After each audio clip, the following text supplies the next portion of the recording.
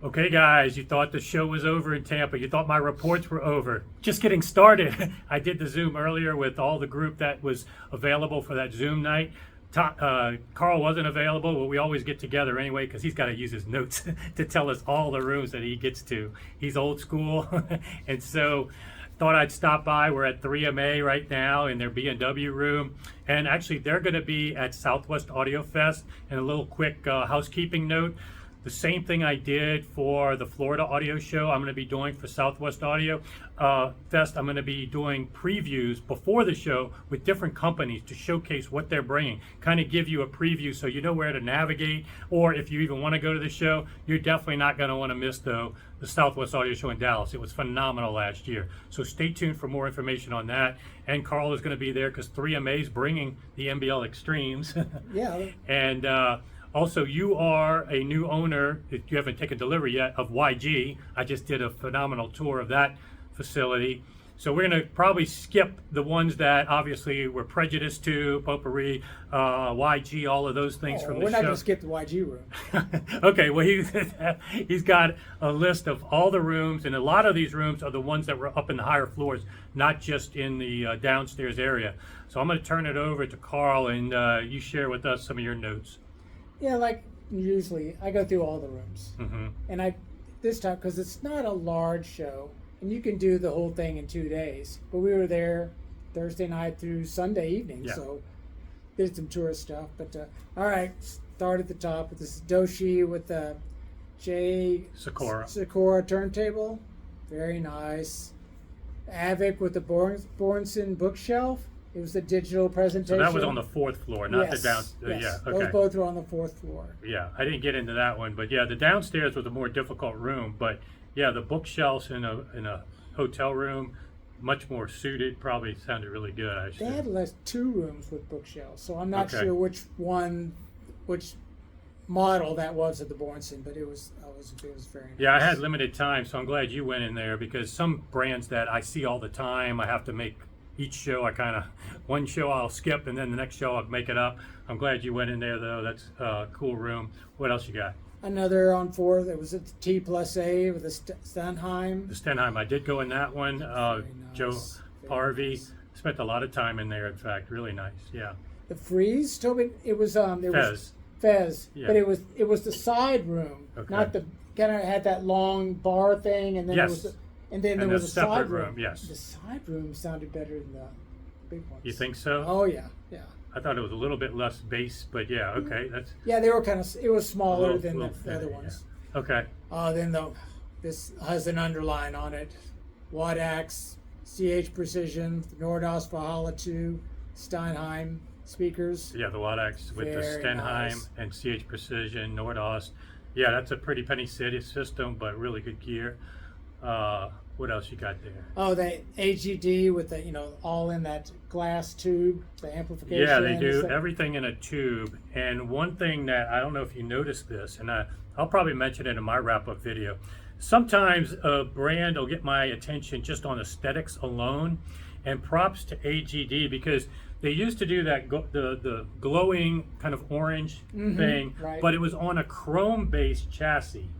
And for my taste, just aesthetically, that just wasn't doing it for me. I thought that it was bringing too much attention.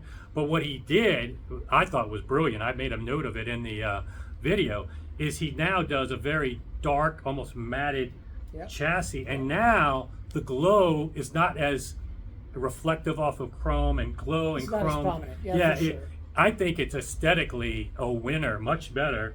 And it almost looks like candlelights, like a candle on a base. It's very cool looking. I think the aesthetics, for me at least, propped up big time. And they've been around for years, and they always have a good room. Yeah, it's a very nice room, and the modular nature of that tube. I know some people may think it's gimmicky and the lights and all that, and fair enough. If it's not your taste, it's not your taste. But it allows you to easily upgrade. If he comes out with a new module, just plop it in. You don't have to open up the chassis, and then also repair work. So there is some more purpose to the design. But yeah, he's from Italy, and he now lives in California. Yes. So the Perlison, and the Audiophile. Yeah. Oh, yeah, the digital sound. And I marked down whether it was a digital source I was listening to or a turntable. Yeah, Audiophile and per listen, those are just perfect combo. Beautiful. Okay, Val, the Cora with the vac. Oh yes, of course. And he had the Sunfire with the 430-pound monsters. We Yeah, had the him here at the store. the VRC ones with And then he did an A/B demo with this little bitty ones. Yeah. right next to it, back and forth. Those minis are pretty good. I mean, I keep telling him you're cannibalizing your own line. I kind of like, he's got a bookshelf. Yeah. Granted, with the bass driver. Right. That's the one. Yeah, you have the Bedrock.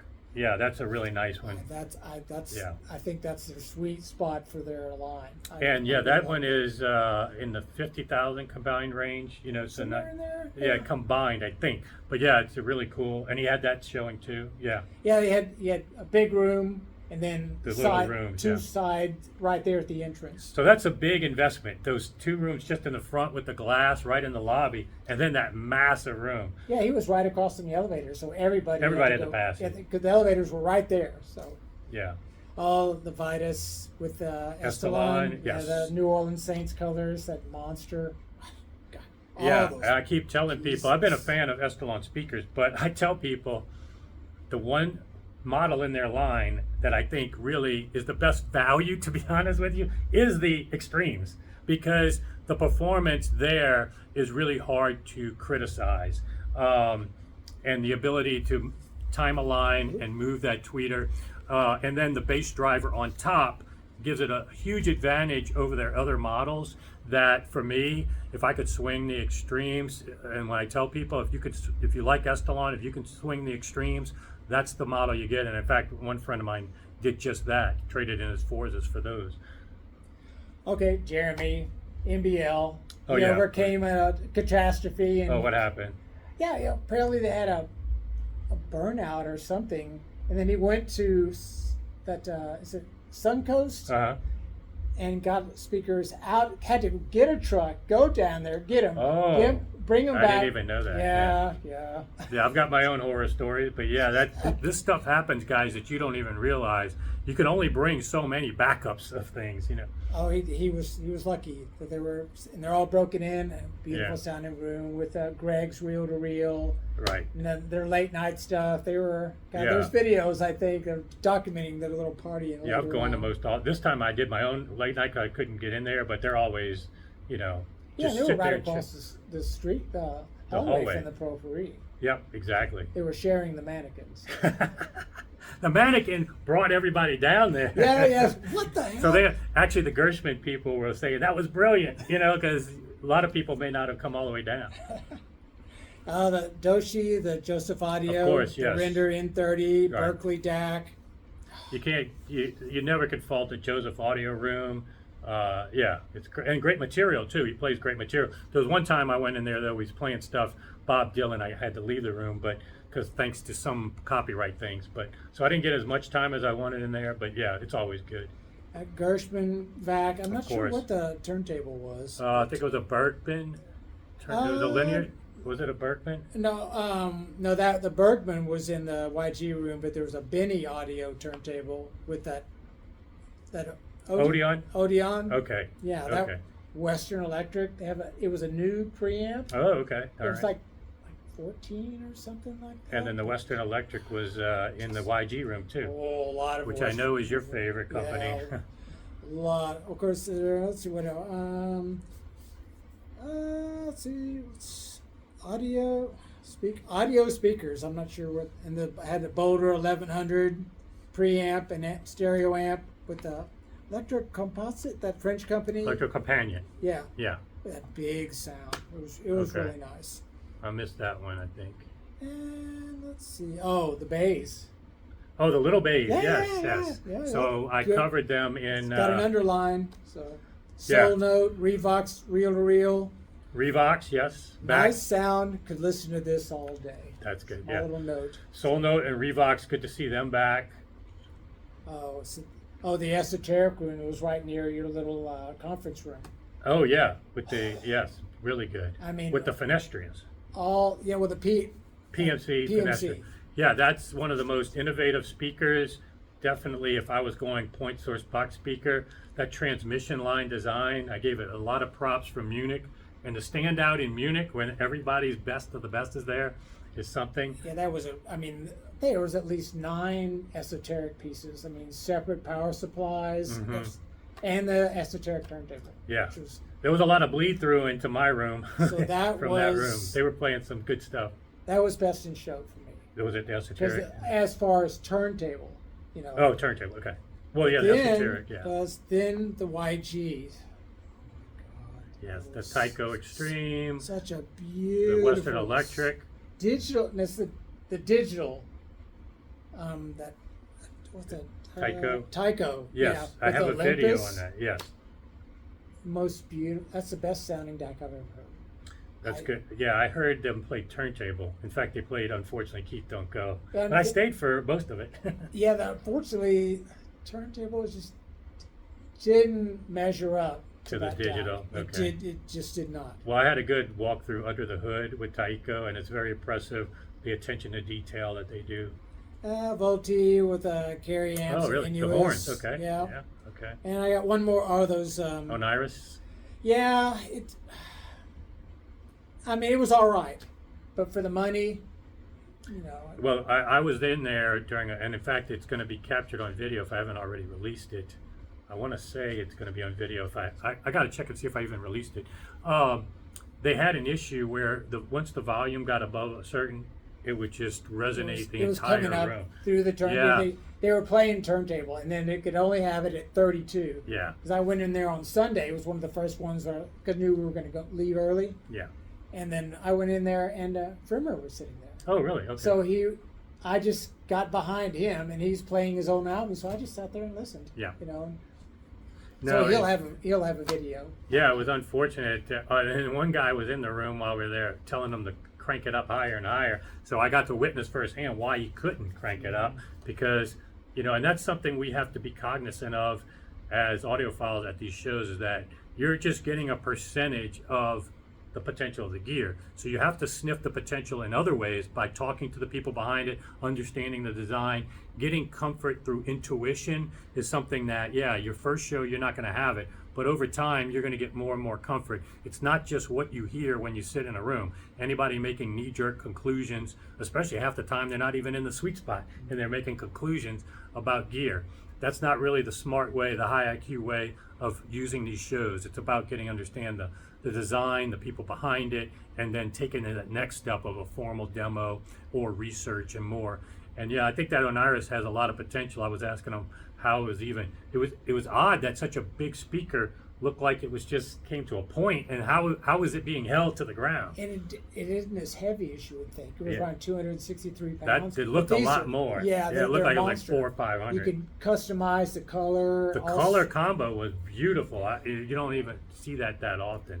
But I have to say that those YG, the VX, those were it was just a beautiful. I mean, I'm an analog guy, and it was all digital. And you were, well, you're also a Bach guy. We converted a little bit of you. Oh no, I have You one. can enjoy both, and that's really the whole point of this weekend was showing that all these dogmas of people really dispel themselves when you hear all of the different formats done right. When you hear digital done right, when you hear analog tape done right, when you hear analog done right, anybody that criticizes and blanket disparages one or the other doesn't really have a good IQ for what is really out there, and acumen and experience. So that's what's good about me showcasing a lot of different opinions, because they get into even more rooms than I get into. So thanks for sharing that. You're also going to be at Southwest Audio, right? Sure. And you also do freelance work of setting up turntables. Well, I do it for the store. But, Okay. I mean, JR, Boss Claire, that's Yes. where I learned everything from. And JR has been on my channel. In fact, I felt so bad. I missed him in the vendor area. He had a customer at the time when I had my limited chance. you went to go through. straight to Norm. You bypassed him. I saw it. Yes, I bypassed him, so I feel bad. But he's been on the channel a lot. I'll catch him in Dallas for sure. Actually, he told me that Fremmer's talk was motivated by the video that we did on my channel. JR and Fremer were on my channel to talk about linear tracking related to that visit to Joe's house.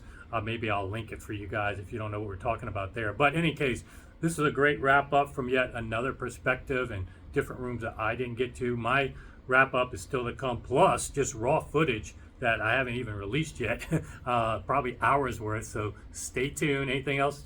Well, I went to 2 lectures. Oh, you did? Oh, I went to JR's lecture, and then JR had a lecture with Fremer. Okay, on the linear tracking. Yeah. I mean, you love that? Oh yeah, I'm interested in whatever they have to say. Okay. Well, Fremer came into my room within the first 15 to 30 minutes of the show. Believe it or not, the analog guru came into, and unfortunately I don't have it filmed, but I think he was going to put some stuff out because he was filming with binaurals. But that was it was very enlightening for me to be on the other side of the fence for much of the show, but still got my duties here, giving you guys plenty of opinions. Be sure to check us out at Southwest Audio Fest. He'll be working a room and also going around, and then we'll see if we ask him back again. What do you guys think? Put in the comments. See you soon.